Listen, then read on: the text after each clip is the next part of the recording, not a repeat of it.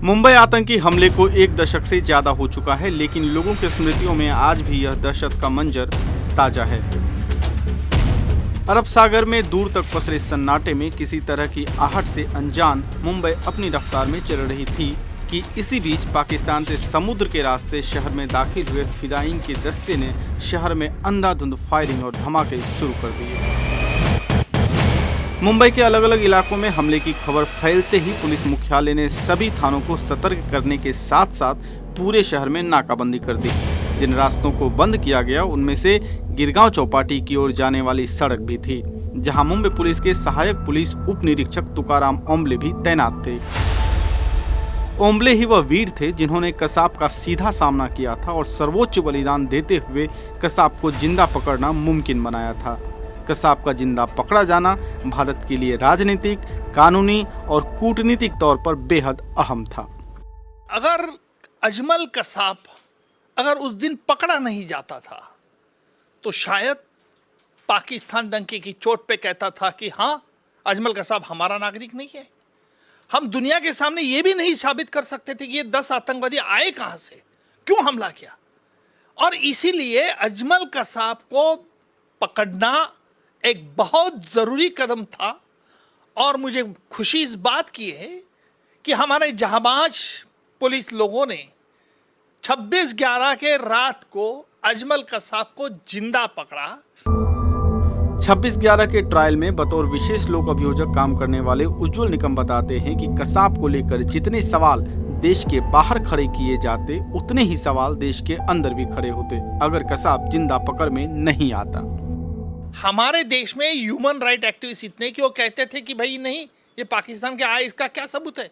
क्योंकि अजमल कसाब और 9 आतंकवादियों के पास जो थे इंडियन आइडेंटिटी कार्ड थे, बेंगलोर के कॉलेज के आइडेंटिटी कार्ड थे, हिंदू के नाम के उनके पास आइडेंटिटी कार्ड थे। और उसने उनके कोशिश थी कि अगर वो पकड़े भी गए तो दुनिया के सामने ये बताना कि भाई हम यही के नागरिक हैं। लेकिन पूरा उनकी ये दास्तान खत्म हो गई।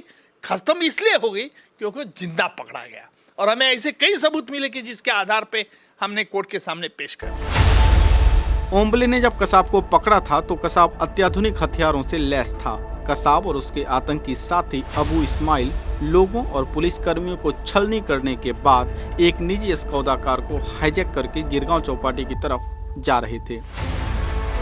सामने भारी संख्या में पुलिस कर्मियों और बैरिकेडिंग देखकर अबू इस्माइल ने गाड़ी मोड़कर भागने की कोशिश की, लेकिन दोनों तरफ से हुई अंधाधुंध फायरिंग में इस्माइल मारा गया और कसाब गाड़ी में ही स्थिर रहा।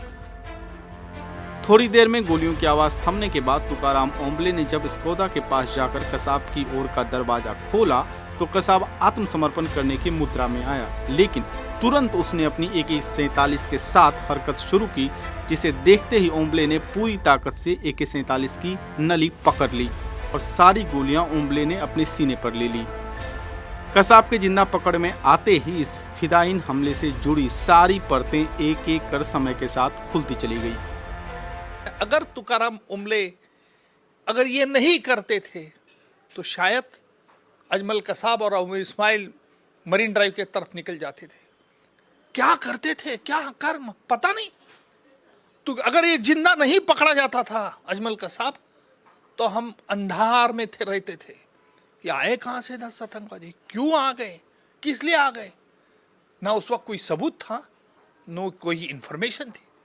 लेकिन जब उनके पास से मोबाइल फ़ोन जब तक हुए तब हमें जब उनका कॉन्वर्सेशन जब इंटरसेप्ट किया गया तभी भी पता चल गया। और इसीलिए तुकाराम ओम्बले जी की शहादत ये हमारे देश के लिए बहुत मूल्यवान है और कोई भारतीय इसे भूल नहीं सकता है। कसाब को 2012 में ट्रायल के बाद फांसी की सजा दे दी गई। अगर कसाब को गिरगांव चौपाटी पर नहीं रोका गया होता तो दहशत की बहरात और कितने परिवार तबाह करती, इसका अंदाजा कोई नहीं लगा सकता। ओम्बले को उनके अदम्य साहस के लिए शांति के समय दिया जाने वाला सर्वोच्च सम्मान अशोक चक्र से भारत सरकार ने नवाजा। वहीं गिरगांव चौपाटी पर उनकी याद में एक स्मारक का भी निर्माण किया गया, जो समस्त राष्ट्र को वीरता और कर्तव्य परायणता की प्रेरणा देता है।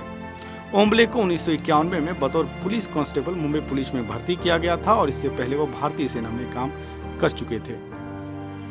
गिरगांव चौपाटी के पास का यही वो जगह है जहां पे अजमल कसाब को जिंदा पकड़ा गया था। जो तुकाराम ओम्बले थे जिन्होंने कसाब को जिंदा पकड़ा, बिना किसी खतरे की परवाह किए बगैर वो AK-47 का मुकाबला करते रहे, निहत्थे थे। इसके बावजूद उन्होंने कसाब का सामना किया और सुनिश्चित किया कि जो कसाब की गोली है AK-47 की वो किसी और को नहीं लगे, इतनी मजबूती से उन्होंने उसको पकड़ा हुआ था।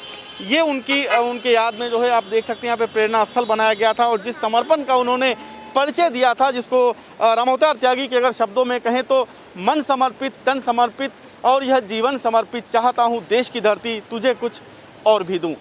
अपने सहयोगी किरण के साथ मैं कुमार शीलतल, दूरदर्शन समाचार, मुंबई।